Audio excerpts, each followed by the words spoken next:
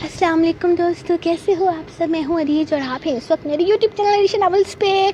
हाय, जल्दी से सब्सक्राइब कर दो। आज मैं आपको बताया अपनी यूनिवर्सिटी से बस अभी आई हूँ, तो मैंने अब अपनी जो था ना सारा काम मैंने पहले कर लिया था।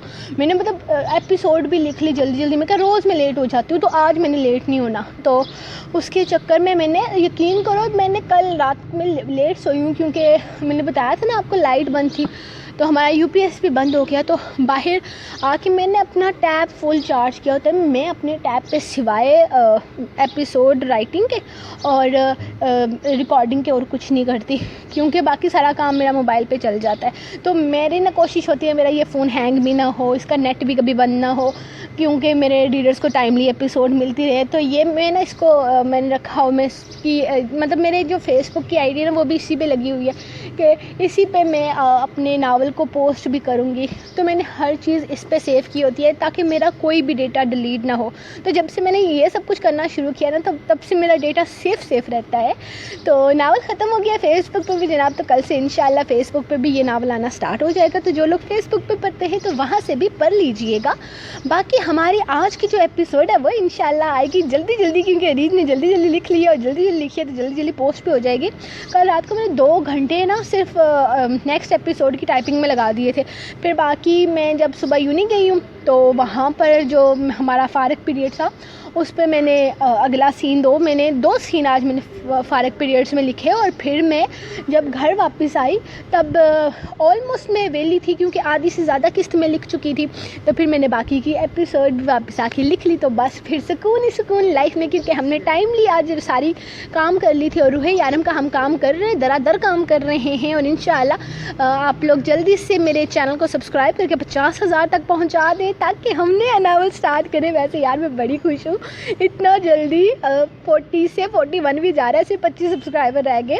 तो हम बातें नहीं करते, बातें मेरी बहुत ज़्यादा हो चुकी हैं ऑलरेडी। तो हम आज की एपिसोड की तरफ आते हैं। तो लेट्स स्टार्ट आज की एपिसोड, जो कि है यार सितमगर, किस्त नंबर 19, तहरीर अरीज शाह। जिसको मेरी आवाज़ पसंद नहीं है काइंडली म्यूट कर लें। तो लेट्स स्टार्ट आज की एपिसोड। यार सितमगर, किस्त नंबर 19, तहरीर अरीज शाह। वो लड़की नाश्ता करके फारग हुई तो अज़बक ने इसे अपने साथ आने का इशारा किया था। वो फ़ौरन ही उठकर इसके पीछे आ गई थी। अज़बक ने खुद इसके लिए गाड़ी का फ्रंट डोर खोला था। मैंने तुम्हारी फ़्लाइट बुक कर दी है, तुम आज ही कराची पहुंच जाओगी। कराची में तुम्हें रिसीव करने के लिए मेरा एक ख़ास आदमी आएगा, जो तुम्हें खान के फ्लैट में पहुंचा देगा। बाकी आगे तुम खुद सब कुछ देख लेना। डरने या घबराने की ज़रूरत नहीं है। कोई भी मसला हो तो ये मेरा नंबर रख लो, तुम मुझे कभी भी फ़ोन कर सकती हो। वो गाड़ी की सीट संभालता इसे अपना नंबर दे रहा था। आपका बहुत शुक्रिया लाला, लेकिन मैं कभी जहाज़ में नहीं बैठी, डर लग रहा है। वो एक दफ़ा फिर से सहमे हुए अंदाज में बोली। तो अज़बक ने इसके नकाब में छुपी सब्ज़ आँखें देखी थीं। इसकी आँखों का रंग बिल्कुल अज़बक की आँखों के रंग जैसा था। एक लम्हे के लिए एक दफ़ा इसके जहन में इसकी अपनी गुड़िया आई थी। 6 साल की उम्र में इसकी गुड़िया इससे पहली दफ़ा मिली थी। कितना लड़ी थी वो राइक से, जब राइक ने कहा था कि अज़बक उसका लाला है। वो तो सिर्फ़ अपनी गुड़िया का लाला था। आज इसकी गुड़िया यकीनन इस लड़की जितनी होती। इसे अपनी बहन की याद बार बार इस लड़की के चेहरे की तरफ देखने पर मजबूर कर रही थी। लेकिन फिर इसकी नीयत कितनी ही साफ क्यों ना हो, वो इसकी खान की मनकुहा थी और एहतराम का ये रिश्ता इसे इसके तरफ देखने की इजाज़त नहीं देता था। میں نے تمہاری سیٹ بزنس کلاس میں کنفرم کی ہے، وہاں پر تمہیں پتہ بھی نہیں چلے گا کہ تم جہاز میں بیٹھی ہوئی ہو، بس کچھ ہی وقت میں تم کراچی پہنچ جاؤ گی۔ وہ اسے لیے ایئرپورٹ کے اندر داخل ہوتے اسے بتاتے ہوئے اپنی جیب سے چند نوٹ نکال کر اس کے حوالے کرنے لگا۔ لالا، یہ تو بہت زیادہ پیسے ہیں، میں کیا کروں گی ان کا؟ وہ پریشانی سے پوچھنے لگی تھی۔ رکھ لو، ضرورت پڑ سکتی ہے، اور اگر ضرورت نہ پڑی تو اپنے لالا کی طرف سے شادی کا تحفہ لے لینا۔ وہ شفقت سے اس کے سر پر ہاتھ پھیرتا وہاں کے لوگوں کو اس کے لیے خاص ہدایت دے رہا تھا۔ شکریہ لالا، میں ہمیشہ اپنے ماں باپ سے کہتی تھی کہ کاش میرا بھی کوئی بھائی ہوتا جو میرے سر پر ہاتھ رکھ کر مجھے دنیا کے سرد و گرم سے بچاتا۔ آج تو آپ نے میرے بھائی کی کمی پوری کر دی۔ وہ موٹی موٹی سبز آنکھوں میں نمی لیے بولی تو ازبک نے ہلکے سے مسکرا کر اس کے سر پر چت لگائی تھی۔ تو پھر بات بغیر شکریہ کے بھی تو کہی جا سکتی تھی۔ ایک تو لالا کہہ رہی ہو اور پھر شکریہ کہہ کر پرایا کر رہی ہو۔ چلو جاؤ، اور ہاں، اپنے ہان کو کہہ دینا جس دن ملوں گا نا، کھوتے کو سڑک کے بیچ میں جوتیاں ماروں گا۔ اس نے جیسے اسے میسج دیا تھا اس کے لیے۔ اللہ اللہ، میرے شوہر کے لیے ایسے تو نہ کہیں۔ وہ منہ بسور کر بولی تو ازبک کھل کر مسکرایا تھا۔ اس فوجی کو تو میں بہت کچھ کہوں گا، اس معاملے میں تم بیچ میں نہیں آ سکتی۔ یہ سالے بہنوئی کا نہیں بلکہ دو دوستوں کا معاملہ ہے، اس کی ہڈیوں کا سورما بناؤں گا۔ نہیں لالا، زیادہ زور سے نہ مارنا، آخر وہ آپ کی بہن کا شوہر ہے، میرا اس دنیا میں آخری سہارا ہے، اگر ان کو کچھ ہو گیا تو میرا کیا ہوگا؟ وہ پریشانی سے کہنے لگی تھی۔ شاید ازبک کی پرسنالٹی نے اسے خوف میں مبتلا کر دیا تھا کہ کہیں یہ باڈی بلڈر سچ میں اس کے شوہر کی ہڈیاں نہ توڑ دے۔ چلو گڑیا، تم کہتی ہو تو بخش دیتا ہوں اسے، لیکن صرف تمہارے لیے یہ بات اس کے کان سے نکال دینا۔ اب کی دفعہ وہ مسکراہٹ دبائے بولا تھا، جبکہ پریزر یہ سوچ کر خوش ہو گئی تھی کہ اس کے بھائی نے اس کے شوہر کی ہڈیاں اس کے کہنے پر بخش دی ہیں۔ چلو اب جاؤ، جلدی کراچی آؤں گا تم سے ملنے کے لیے۔ وہ مسکرا کر ایک دفعہ پھر سے اس کے سر پر ہاتھ پھیرتا اسے جانے کے لیے کہہ چکا تھا، جبکہ وہ ان لوگوں کی ہدایت پر عمل کرتی جہاز کی طرف آئی تھی۔ یہ ہان فون کیوں نہیں اٹھا رہا؟ نہ جانے کیا مسئلہ ہے، اس کا نمبر ہی نہیں لگ رہا۔ اس لڑکی کو تھوڑی دیر میں اس کے فلیٹ پر پہنچا دیا جائے گا، لیکن مجال ہے یہ بندہ فون اٹھائے۔ خیر، خود ہی اپنی بیوی سے مل کر سب کنفرم کر لے گا۔ میرا کام تھا اس کی بیوی کو اس کے فلیٹ تک پہنچانا، اور میرا آدمی اپنا کام بہت اچھے طریقے سے کر چکا ہے۔ رائٹ نے سوچتے ہوئے فون ایک طرف رکھ کر اپنی نیکسٹ میٹنگ کی طرف دھیان دینے کی کوشش کی تھی جب ازبک کا فون آیا۔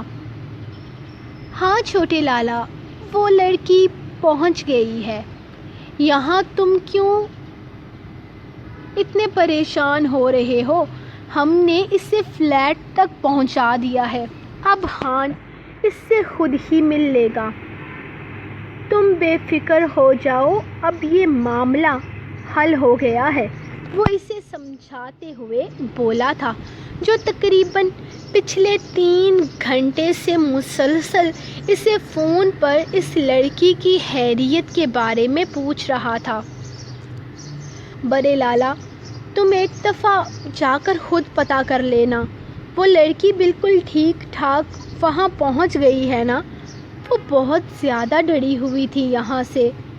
وہ بالکل میری گڑیا کی طرح ہے۔ میں وہ بول ہی رہا تھا جب رائک نے سرد آہ بھری۔ ہاں، ازبک درانی کی گڑیا، جسے وہ بے انتہا محبت کرتا تھا، اور وہ جلد ہی اسے طلاق دے کر اس سے ہر رشتہ ختم کر کے ازبک درانی کو بہت بڑی تکلیف دینے والا تھا۔ چھوٹے لالا، وہ یہاں پہنچ چکی ہے، بالکل خیر خیریت سے پہنچ چکی ہے۔ اس وقت وہ میرے ڈرائیور کے ساتھ ہے اور ہان کے فلیٹ پر جا رہی ہے۔ میں خود اس کے بارے میں پتہ کرتا رہوں گا۔ تم فکر مت کرو، تمہاری گڑیا بالکل ٹھیک ہے۔ تم میری گڑیا پر دھیان دو۔ اس نے اس کا دھیان آئرا کی طرف دلایا تھا، جبکہ آئرا کے ساتھ اپنا صبح والا بد سلوک رویہ یاد کر کے وہ مٹھیاں بھیج گیا تھا۔ ہاں ٹھیک ہے، میں بعد میں فون کرتا ہوں۔ وہ اس گفتگو کو لمبا نہیں کرنا چاہتا تھا، جبکہ اس کے فون بند کرنے پر وہ سمجھ گیا تھا کہ وہ اس ٹاپک پر کچھ نہیں کہنا چاہتا۔ لیکچر کے درمیان بھی نگاہیں بار بار اس لڑکی کی جانب جا رہی تھی۔ اس نے سامنے بورڈ پر لیکچر دیتے ہی اسے نوٹ کرنے کا حکم جاری کر دیا تھا۔ سب لوگ تیز تیز اس کا لیکچر نوٹ کر رہے تھے۔ اس کی رعب دار سحر انگیز پرسنالٹی کے سامنے لڑکیاں تو چپ ہوئی ہی تھیں، لڑکوں کو بھی چپ لگ گئی تھی۔ ساتھ ہی ساتھ رجسٹر سامنے کھولتے ہوئے ارزق نے اٹینڈنس لگانا سٹارٹ کر دی تھی۔ ارزق تیز تیز سب کے نام ساتھ رجسٹر پر ٹک لگا رہا تھا، جبکہ دھیان اس لڑکی کی طرف تھا۔ نہ جانے وہ لڑکی کا نام جاننے کا تجسس حد سے زیادہ سوار تھا۔ زمش خان، پریزنٹ سر۔ اس کی معصوم آواز اس کے کان میں گونجی تھی۔ ایک لمحے کے لیے وہ اس کے نام پر رک کر نگاہیں اٹھا کر اسے دیکھنے لگا تھا، جو اپنا ہاتھ ایک لمحے کے لیے اوپر کو کھڑا کرتے پریزنٹ بولنے کے بعد دوبارہ سے اپنے کام میں مصروف ہو گئی تھی۔ زمش، وہ بربرایا تھا۔ پریزنٹ سر۔ اس کی بربراہٹ سن کر وہ دوبارہ سے بولی۔ ہاں، وہ سر ہلاتا اگلے نام کی طرف متوجہ ہو گیا تھا، جبکہ ذہن پر تو صرف یہی نام اٹک کر رہ گیا تھا۔ نگاہیں بٹک بٹک کر اس لڑکی کی طرف جا رہی تھی۔ وہ اتنا بدحواس کیوں ہو گیا تھا؟ کیا اس سے پہلے اس نے کوئی حسین لڑکی نہیں دیکھی تھی؟ نہیں، ایسا نہیں تھا۔ اس نے ایک سے ایک حسین لڑکی دیکھی تھی، لیکن اس لڑکی میں کچھ تو ایسا تھا جو اس کی نگاہیں اور دل دونوں یہاں پر قید ہونے لگے تھے۔ یار، یہ نیو ٹیچرز تو بہت ہی خروس قسم کے ہیں، لیکن کتنے ہینڈسم ہیں۔ زمدہ باہر آتی اس سے کہنے لگی۔ کیا پرسنالٹی ہے، لیکن اتنے ہٹلر ٹائپ ہیں یار، کیسے گزارا ہوگا ان کے ساتھ؟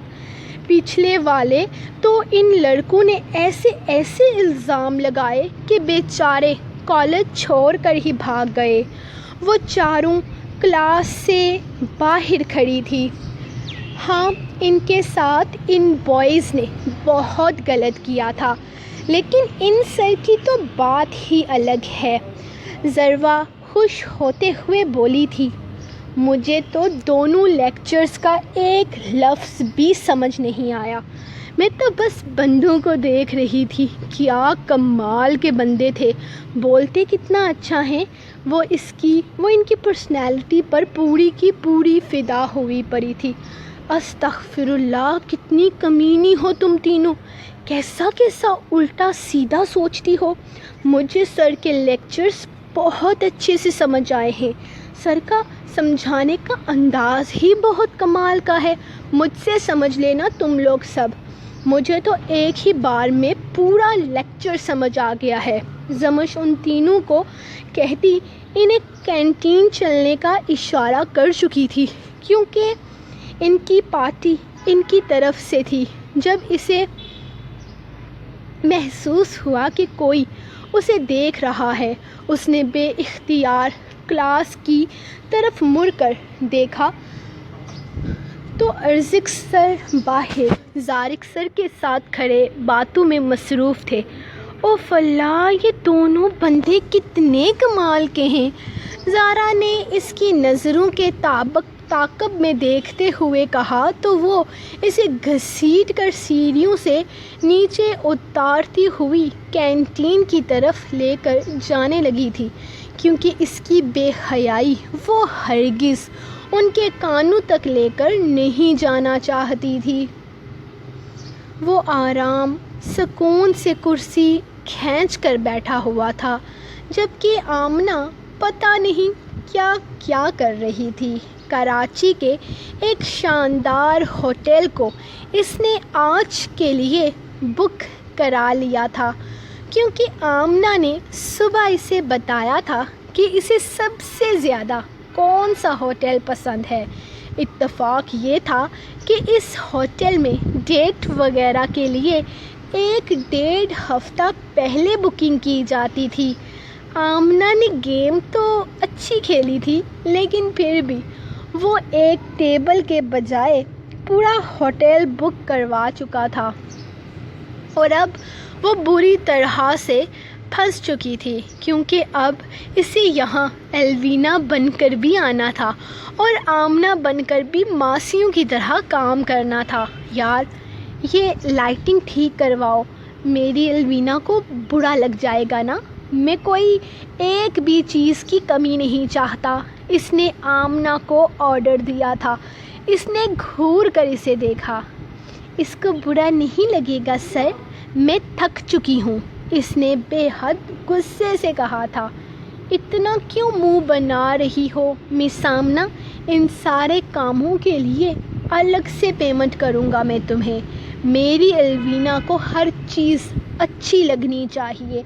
अगर तुम्हारी किसी तरह की लापरवाही की वजह से इसने इनकार कर दिया तो, वो इसे घूरते हुए बोला, जबकि वो पैर पटक कर रह गई थी।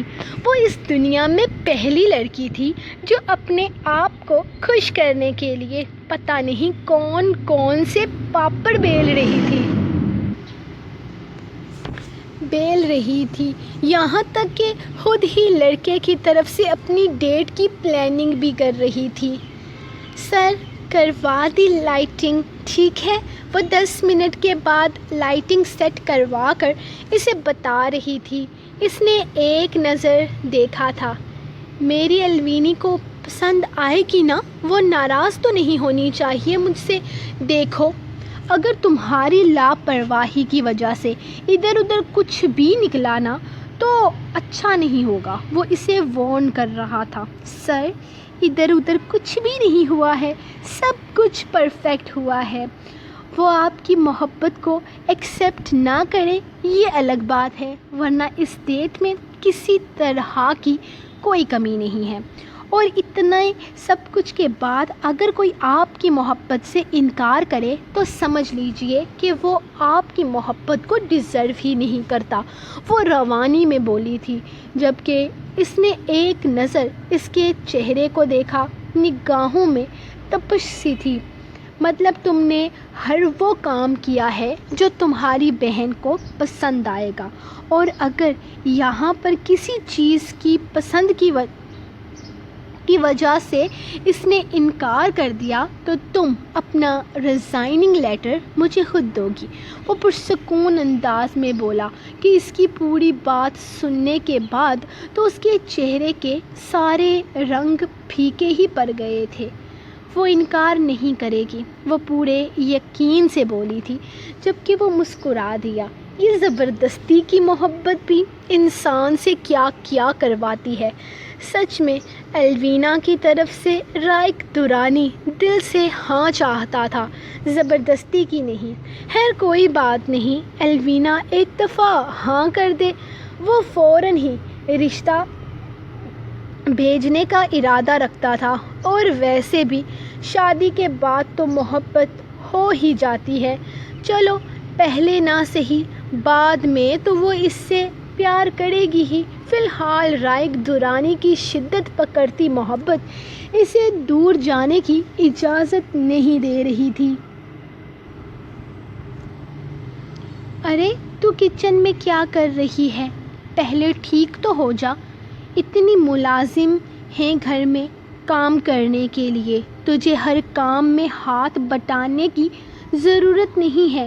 کون سا سارا دن ازبک گھر پر ہوتا ہے؟ اس ظالم انسان نے تو شادی ہی تجھے اذیت دینے کے لیے کی ہے، لیکن میں اتنی ظالم نہیں ہوں کہ سارا دن تجھے کاموں پر لگا کر رکھوں گی۔ پہلے ٹھیک سے اپنے بازو کا زخم ٹھیک کر لے، تیری تو بیٹا زندگی ہی زخم ہو کر رہ گئی ہے۔ کوئی ایک دکھ ہو تیرا تو بتاؤں نا۔ ایک تو شوہر دن رات تجھ پر ظلم ڈھاتا ہے، اور اوپر سے جو کچھ تیرے ساتھ ہوا ہے۔ اللہ اللہ، میں تو ازبک کے لیے اپنے خاندان کی لڑکی دیکھ رہی تھی، لیکن مجھے کیا پتا تھا کہ ازبک زنائی نکلے گا۔ خیر، جیسا باپ ویسا بیٹا۔ یلمیر لالا بھی اپنے ہی گھر کی نوکرانی کے ساتھ زیادتی کی تھی، اور ازبک نے تو استغفر اللہ گھر کی بچی پر گندی نظر رکھی۔ توبہ توبہ، تیرا تو دکھ بہت بڑا ہے میری بچی، اللہ تجھے صبر دے۔ نہ جانے کیسے تو اس انسان کے ساتھ رہتی ہے جس نے تجھے برباد کیا۔ تجھ پر بڑا ترس آتا ہے۔ وہ اپنی ہی دھن میں بولے جا رہی تھی، جبکہ آئرہ ان کے لفظوں پر کچھ بولنا چاہتی تھی، جب کمرے میں کچن میں کسی تیسرے وجود کی موجودگی محسوس کر کے اس نے پلٹ کر دیکھا تھا۔ ازبک دروازے پر کھڑا تھا، اس کے ہاتھ میں کوئی ٹیوب تھی۔ یقیناً اس کے زخم کی جلن کم کرنے کے خیال سے وہ کچھ اور لے کر آیا تھا، لیکن تائی امی کے الفاظ نے اس کے اپنے ہی زخم ہرے کر دیے تھے۔ وہ بنا کچھ کہے کچن سے نکل گیا تھا، جبکہ وہ تقریباً بھاگتے ہوئے اس کے پیچھے روم کی طرف آئی تھی۔ اس نے کمرے کے دروازے کے ہینڈل پر ہاتھ رکھا تو اندر سے کچھ ٹوٹنے کی آواز سنائی دی تھی۔ اس کا ہاتھ اپنے آپ ہینڈل سے اٹھ گیا تھا۔ اس میں اتنی ہمت نہیں تھی کہ وہ ازبک کے غیظ و غضب کا مقابلہ کر پاتی۔ اندر سے کچھ نہ کچھ ٹوٹنے کی آواز آ رہی تھی۔ وہ اذیت میں تھا، بے تحاشا اذیت میں تھا، اور اس اذیت کو اس نے خود اس کے مقدر میں لکھا تھا۔ وہ تو محبت کرتا تھا، دیوانہ تھا اس کا۔ کیا کر دیا تھا اس نے؟ جسے وہ صرف اپنی غلطی کہتی تھی، وہ غلطی نہیں بلکہ گناہ تھا، اور یہ بات وہ بھی جانتی تھی۔ اندر سے اس کے چلانے کی آواز پر اس کا دل جیسے تڑپ کر رہ گیا تھا۔ اس نے بے اختیار اپنے دل پہ ہاتھ رکھتے ہوئے اپنے منہ سے نکلنے والی چیخ کو منہ پر ہاتھ رکھ کے روکا تھا۔ وہ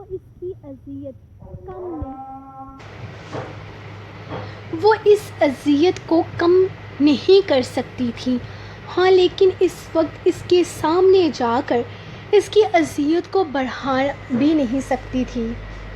6 ماہ پہلے تم نے دیکھا رائق دورانی، تم نے دیکھا وہ کس لہجے میں ہم سے بات کر کے گیا ہے؟ نشے میں تھا وہ، اس کی ہمت کیسے ہوئی ہم سے بات کرنے کی؟ اس لڑکی کی خاطر، اس ناجائز گند کی خاطر وہ اپنے دادا سے زبان چلا کر گیا ہے۔ قاسم بابا بے حد غیظ و غضب کی کیفیت میں کمرے میں ٹہل رہے تھے جب رائک نے اندر کمرے میں قدم رکھا۔ میں اسے سمجھاؤں گا قاسم بابا، آپ اس کے سامنے آئرہ کو کسی اور کے نکاح میں دینے کی بات نہ کریں، وہ بہت جذباتی ہے، آپ جانتے ہیں نا، آپ کو پتہ ہی ہے کہ وہ بچپن سے ہی آئرہ سے محبت، وہ اپنی بات ادھوری چھوڑ گیا تھا۔ ہم اس کی بات کسی قیمت پر نہیں مانیں گے رائک دورانی، اس کو بتا دو وہ نشہ کر کے آئے یا کچھ بھی کرے، ہم کسی قیمت پر وہ ناجائز گند اس کے گلے میں نہیں ڈالیں گے۔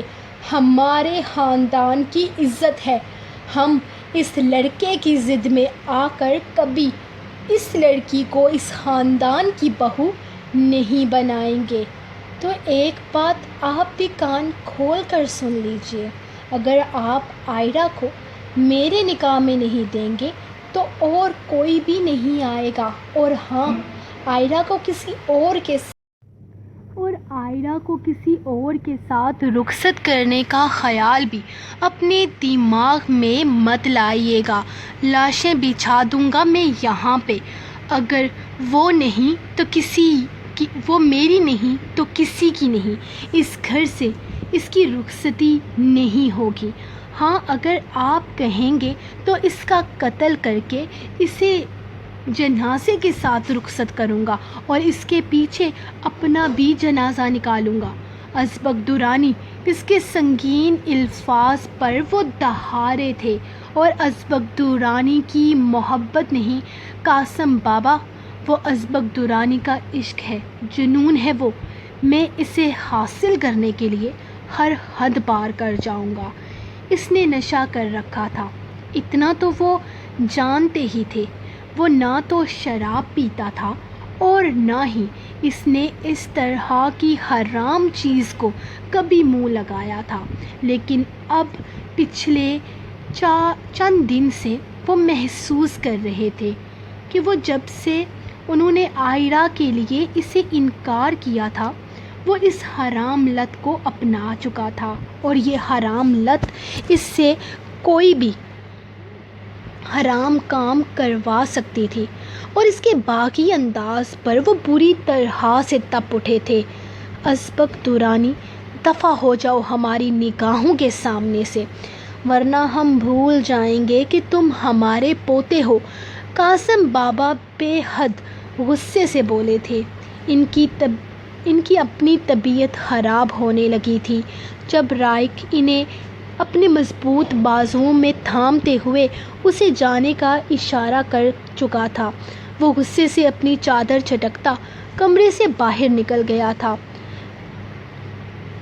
جبکہ اس کے جانے کے بعد قاسم بابا کی طبیعت اور زیادہ خراب ہونے لگی تھی۔ رائک ان کے پاس ہی بیٹھا ان کا خیال رکھنے لگا تھا۔ تقریباً اس کو گئے ہوئے 3 گھنٹے گزر چکے تھے، جبکہ قاسم بابا کی طبیعت اب پہلے سے بہتر تھی۔ اتنی ضد، اتنی اکڑ اپنے دادا کے سامنے، اس لڑکی کے لیے کیا ہے؟ اس لڑکی میں نفرت ہے ہمیں اس ناجائز گند سے، اب ہمیں اپنے پوتے کے لیے اسے اپنانا پڑے گا۔ وہ بے حد غصے سے بربرائے تو رائک نے بے یقینی سے انہیں دیکھا تھا۔ کیا مطلب؟ کیا ازبک کے لیے وہ ہارنے کو تیار تھے؟ وہ ازبک کے لیے آئرہ کو اس گھر کی بہو بنانے کو تیار تھے؟ رائک کے لبوں پر دل فریب تبسم بکھرا تھا۔ وہ ازبک کو بے انتہا چاہتے تھے، اور اس کی ضد کے سامنے وہ ہارنے کو بھی تیار ہو گئے تھے۔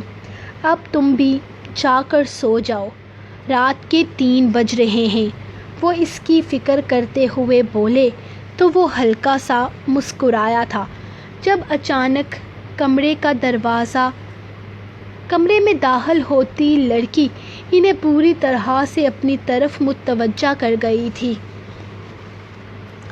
تمہاری ہمت کیسے ہوئی یہاں آنے کی؟ وہ جو بیڈ پر بیٹھے ہوئے تھے اٹھ کر کھڑے ہوتے اس سے کہنے لگے تھے کہ اس کو دیکھتے ہوئے جیسے چپ ان کے لبوں پر لگ گئی تھی۔ آپ کو پتہ ہے قاسم بابا، میں کبھی نہیں آتی، اگر آئی ہوں تو یقین کرے کوئی وجہ لے کر آئی ہوں۔ اس کے چہرے پر تھپڑوں کے نشان تھے، سامنے گردن جسے مضبوط ہاتھوں سے دبائی گئی تھی، لبوں کے کناروں سے خون بہہ رہا تھا اور جسم پر موجود لباس جگہ جگہ سے پھٹا ہوا تھا۔ یقیناً اگر اس نے وہ چادر نہ لی ہوتی تو اس کی حالت دیکھنے کے قابل بھی نہیں تھی۔ انہوں نے بس ایک نظر اسے دیکھا تھا اور پھر چہرہ پھیر لیا تھا، کیونکہ اس کی حالت وہ دیکھ ہی نہیں پائے تھے۔ اس کے چہرے سے خون رس رہا تھا، لبوں کے کنارے پھٹے ہوئے تھے، یہاں تک کہ سفید چادر پر بھی خون کے دھبے تھے۔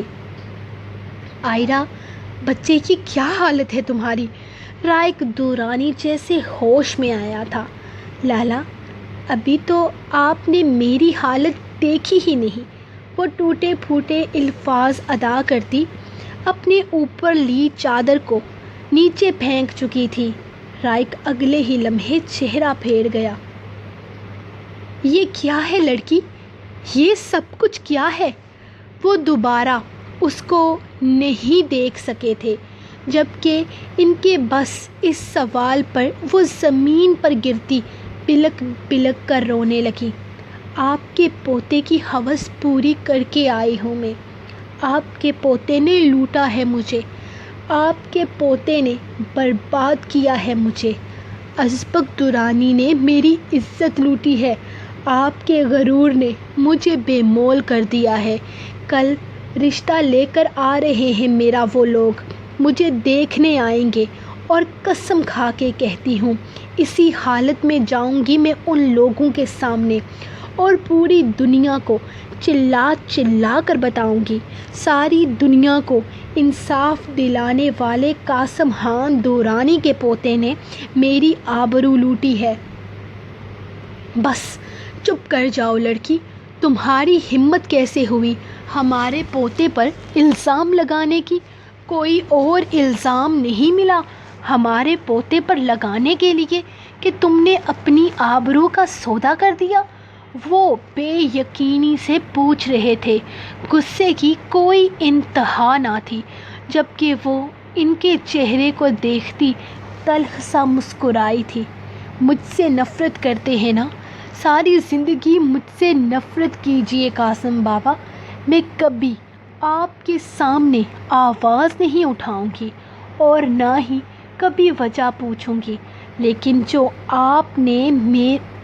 لیکن یہ جو میرے ساتھ ہوا ہے وہ آپ کا اور آپ کے انصاف کا امتحان ہے۔ مجھے آپ کے پوتے نے لوٹا ہے اور مجھے آپ انصاف دیں گے۔ غرور ہے نا وہ آپ کا؟ جا کر اپنے اس غرور سے پوچھئے کہ کیا بگاڑا تھا میں نے اس کا۔ شاید آج کی رات اپنی ہوس پوری کرنے کے لیے اسے کوئی اور نہیں ملی تھی، اسی لیے اپنے ہی عزت لوٹ لی۔ مجھے انصاف چاہیے، بہت مثالیں سنی ہیں آپ کی انصاف کی، آج دیکھوں گی کہ مجھے انصاف کس طرح سے دیتے ہیں۔ فکر مت کیجیے، آپ کی نفرت کی وجہ بن کر نہیں آئی ہوں قاسم خان دورانی، میں آپ کے دروازے پر اپنے انصاف کی بھیک مانگنے آئی ہوں، میں آپ کی نواسی بن کر نہیں آئی، میں آپ کی حکومت میں انصاف مانگنے والی سوالی بن کر آئی ہوں۔ انصاف دیجیے مجھے قاسم بابا، کل کا سورج طلوع ہونے سے پہلے مجھے انصاف چاہیے۔ ہاں قاسم بابا، اگر کل کا سورج روشنی بکھیرنے سے پہلے میرے لیے انصاف کی خبر لے کر نہیں آیا تو اسی حالت میں کل مہمانوں کے سامنے جا کر آپ کا انصاف دکھاؤں گی، پھر آپ کے علاقے کے چوراہے پر جان دے دوں گی۔ وہ اتنے غصے اور نفرت سے بول رہی تھی کہ قاسم بابا کو یقین نہ آیا کہ کہاں وہ بولا کرتی تھی تو دوسرے انسان تک آواز نہیں جاتی تھی اور کہاں اب وہ چیخ چیخ کر بول رہی تھی۔ شاید خود پر ہوئے ظلم کی یہ انتہا تھی جس نے اسے بولنا سکھا دیا تھا۔ یہ چادر زمین سے اٹھاؤ لڑکی، تمہیں انصاف ضرور ملے گا، وہ بے حد غصے سے بولے تھے، جبکہ وہ بنا کچھ بولے ان کے لفظوں کے اعتبار پر زمین سے چادر اٹھا کر دوبارہ اپنے ریزہ ریزہ وجود پر ڈال چکی تھی۔ بلاؤ ازبک درانی کو، انہوں نے رائق درانی کی طرف دیکھتے ہوئے حکم دیا تھا۔ نشے میں دھت بے ہوش پڑا ہے آپ کا پوتا، وہ نفرت سے غرائی تھی۔ رائق درانی، لگتا ہے تم نے میری بات سنی نہیں، وہ غصے سے دہارے تھے، جبکہ رائق درانی فوراً ہی کمرے سے باہر نکل گیا تھا۔ وہ نشے میں بری طرح سے غرق کمرے میں داخل ہوا تھا، جبکہ قاسم بابا نے اس کی چال کی مدہوشی نوٹ کر لی تھی۔ جب ان کا دھیان سامنے کھڑی عائرہ کی طرف گیا تھا، اس نے ان کی نظروں کے تعاقب میں دیکھتے ہوئے اپنے ساتھ کچھ فاصلے پر کھڑی عائرہ کی طرف دیکھا تھا، جو نظریں جھکائے لب کاٹ رہی تھی۔ جسم پر پھٹا ہوا لباس تھا، چہرے، گردن اور نازک کلائیوں پر کسی کی تشدد کے نشان تھے۔ عائرہ، یہ سب؟ وہ اسے دیکھ رہا تھا، جبکہ قاسم بابا کے تھپڑ نے اسے لڑکھڑانے پر مجبور کر دیا۔ وہ 2 قدم پیچھے ہٹتا بے یقینی سے انہیں دیکھ رہا تھا، جب ان کی آواز گونجی، لڑکی، کیا یہ ہے تمہارا مجرم؟ قاسم بابا کی آواز پر وہ اس کی طرف متوجہ ہوا تھا۔ میں؟ یہ آپ کیا کہہ رہے ہیں؟ آپ کو لگتا ہے میں اپنے گھر کی عزت؟ وہ کچھ بولنا ہی چاہتا تھا جب قاسم بابا نے ہاتھ اٹھا کر اسے خاموش کروایا۔ تمہارے پاس یہی وقت ہے لڑکی، اٹھاؤ آواز، کسی سے ڈرنے کی یا گھبرانے کی ضرورت نہیں ہے۔ آج تمہارے سامنے ازبک درانی کا دادا نہیں بلکہ تمہیں انصاف دلانے والا اس گھر کا سربراہ کھڑا ہے۔ بتاؤ مجھے، کس نے لوٹا ہے تمہیں؟ کس نے تمہاری عزت پر ہاتھ ڈالا ہے؟ تمہیں انصاف ملے گا۔ کیا یہ ہے تمہارا مجرم؟ انہوں نے سوال کیا تھا جب اس نے آہستہ سے سر ہلا کر تصدیق کر دی تھی۔ قاسم بابا کا ہاتھ دوسری دفعہ اٹھا تھا اور ازبک درانی جیسے کچھ بولنے کے قابل نہ رہا۔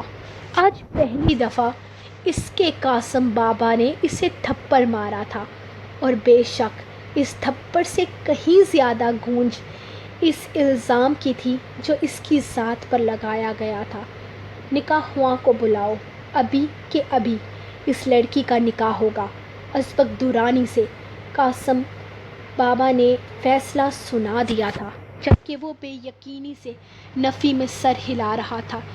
بابا، یہ جھوٹ ہے، میں قسم کھا کے کہتا ہوں، میں آپ کی قسم کھا کے کہتا ہوں، یہ لڑکی جھوٹ بول رہی ہے۔ قاسم بابا، میں نے کبھی اسے اس نگاہ سے نہیں دیکھا، میرا یقین کریں، میرا یقین کریں، یقین کریں مجھ پر۔ قاسم بابا، تم نے مان توڑا ہے میرا ازبک درانی، میں تمہیں کبھی معاف نہیں کروں گا۔ وہ جیسے ایک ہی لمحے میں اس کی ذات کا غرور چھین چکے تھے۔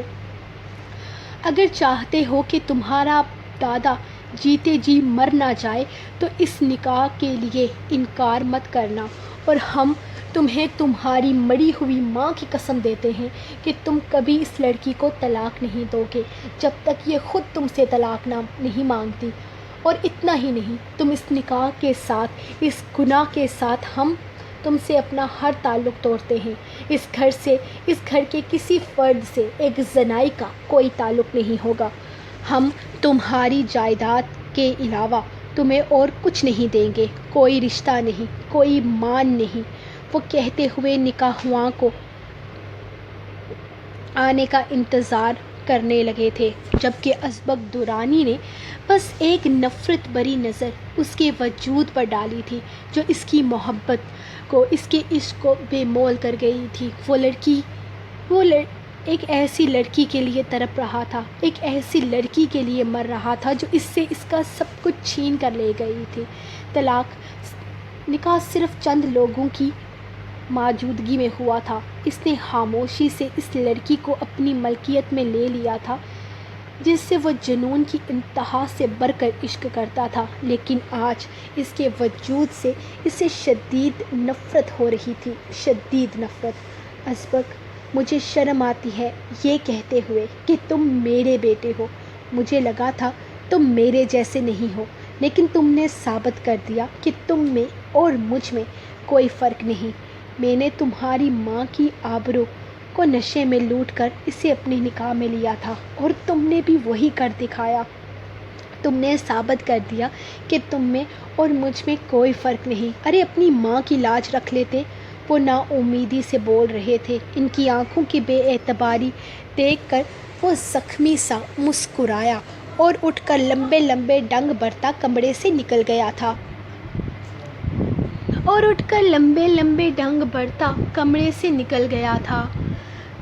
سو گائز، اب تک آپ لوگ بتائیے گا کہ ازبک آئرہ کے ساتھ جو کر رہا ہے وہ صحیح ہے یا غلط۔ باقی اب میں آئرہ کو بھی غلط کہتے ہوئے یاد رکھیے گا کہ آئرہ کی طرف سے کہانی ابھی سامنے آنا باقی ہے، تو جلدی سے آپ آج کے ایپیسوڈ کو لائک کر دیجئے۔ تو لیٹس اسٹارٹ ٹارگٹ۔ آج سے ہم ایک ٹارگٹ سیٹ کریں گے، 800 لائکس اور 200 کمنٹس۔ میں زیادہ کچھ نہیں مانگوں گی، تو آج سے یقیناً آپ کو سٹوری سمجھ میں آ گئی ہوگی۔ تو آئرہ کی سائڈ ابھی سامنے آنا باقی ہے، تو میں ملوں گی انشاءاللہ آپ کو نیکسٹ ایپیسوڈ کے ساتھ۔ میری یہ ویڈیو میں کریک آ گیا، مجھے نہیں پتا کہ یہ ویڈیو سیو بھی ہوگی یا نہیں۔ مجھے 2 دفعہ کریکس آئے ہیں بیچ میں اس ایپیسوڈ کے، پتہ نہیں کیا ہوا ہے، لیکن دیکھتی ہوں۔ میں نے پارٹس میں کر دی، اب ایک 15 منٹ کا، ایک 30 منٹ کا، اس طرح سے میں نے کچھ کیا ہے۔ تو دیکھتے ہیں، ہم ملتے ہیں آپ کو کل نیکسٹ ایپیسوڈ کے ساتھ۔ تب تک کے لیے اپنی رائٹر کو دیں اجازت، اور دعاؤں میں یاد رکھیں۔ اللہ حافظ۔